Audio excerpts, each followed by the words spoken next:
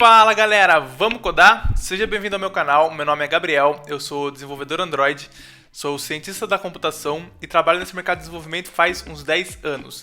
E hoje a gente vai resolver um problema de entrevista do Facebook, segundo esse site. Esse site, CodeSignal, é um site como diversos outros, como HackerRank, CodeWars, onde ele dá problemas para a gente praticar. E aqui ele fala que esses problemas são pedidos em algumas entrevistas. Aqui, por exemplo, ele fala que esse problema é pedido na entrevista da Microsoft, da Apple. E aqui tem um problema do Facebook, que é o que a gente vai resolver hoje. E como que é esse problema? Esse problema chama Sorted Squared Array. E basicamente ele diz o seguinte: que dado um vetor de inteiros, a gente precisa retornar um vetor com todos esses elementos elevado ao quadrado.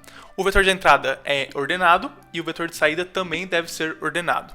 Então a gente vai ter uma função mais ou menos assim, Sorted Squared Array, e ele diz que o tamanho de entrada sempre vai ser um vetor de pelo menos uma posição e de no máximo 1000 posições, e que cada elemento desse vetor vai ser um valor entre menos 1000 e 1000. Ele diz que o vetor de input sempre vai estar ordenado e que o vetor de output deve sempre estar ordenado. Então ele coloca alguns exemplos aqui. Por exemplo, se ele passar o vetor 1, 2 e 3 para a gente deve retornar o vetor 1, 4 e 9. Por quê? Porque 1 ao quadrado é 1, 2 ao quadrado é 4 e 3 ao quadrado é 9.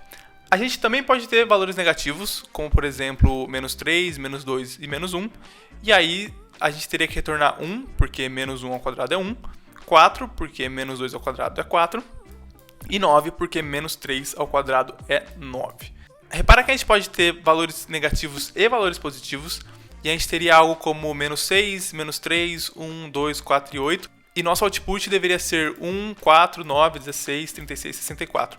Repare que aqui o vetor de output ele foge da ordem do vetor de input, porque menos 6 ao quadrado é 36, e aí esse é o segundo maior elemento do nosso vetor. E aí menos 3 é 9, e aí ele perde toda essa ordenação. A gente nunca vai ter o caso onde a gente não recebe nenhum valor, então esse input seria inválido. Como a gente resolveria esse problema? Bom, o jeito mais intuitivo é pegar cada um desses elementos, elevar ao quadrado, e aí a gente simplesmente ordenar o vetor, certo? Então aqui a gente teria algo como menos 6 ao quadrado é 36, menos 3 ao quadrado é 9, 1 ao quadrado é 1, 2 ao quadrado é 4, 4 ao quadrado é 16 e 8 ao quadrado é 64.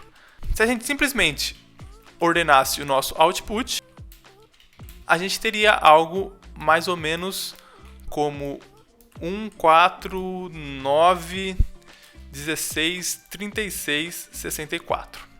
Qual que é o problema dessa solução? Que se a gente utilizar o melhor algoritmo de ordenação, seja um quicksort ou um merge sort, a nossa complexidade de algoritmo seria O de n log n. E o que essa complexidade significa? Significa que, dado a entrada de tamanho n, a gente teria que fazer, no mínimo, n log n operações para conseguir ter o nosso resultado, que nesse caso seria ordenar o vetor.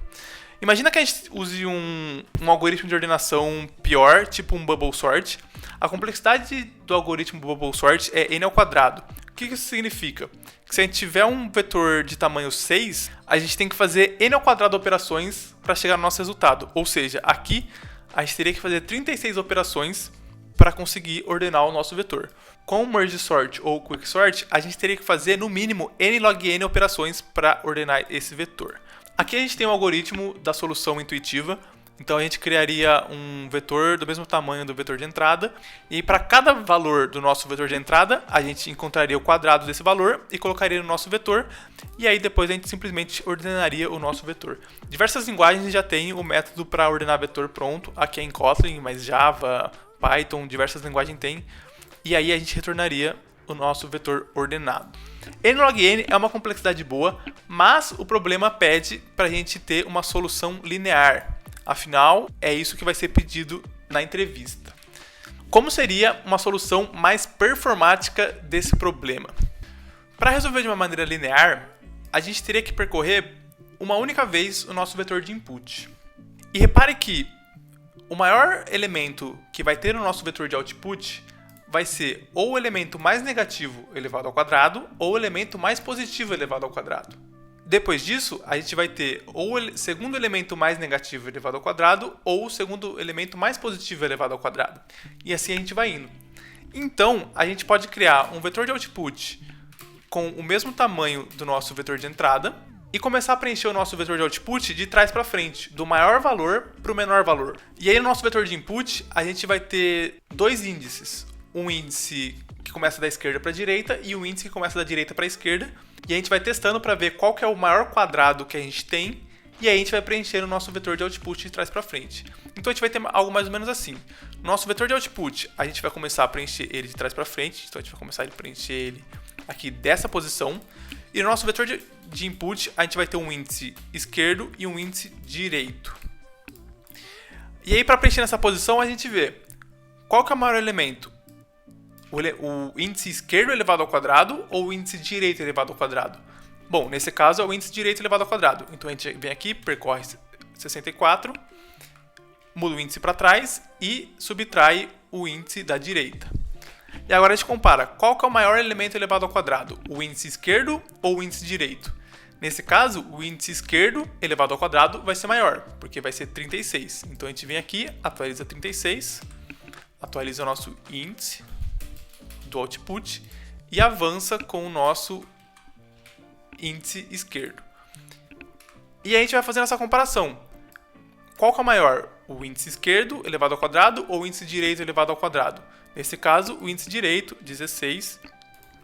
A gente atualiza o nosso índice do vetor de output, atualiza o índice direito e a gente continua a comparação. Menos 3 ou menos 2 elevado ao quadrado, menos 3, porque aqui é 9. Aí a gente atualiza o nosso índice esquerdo. Qual elemento elevado ao quadrado vai ser maior? O índice esquerdo ou o índice direito? O índice direito, que é 4. Atualiza para 4. E aí o nosso índice direito fica na mesma posição do nosso índice esquerdo. E qual que é maior? O índice esquerdo. E a gente atualiza para 1.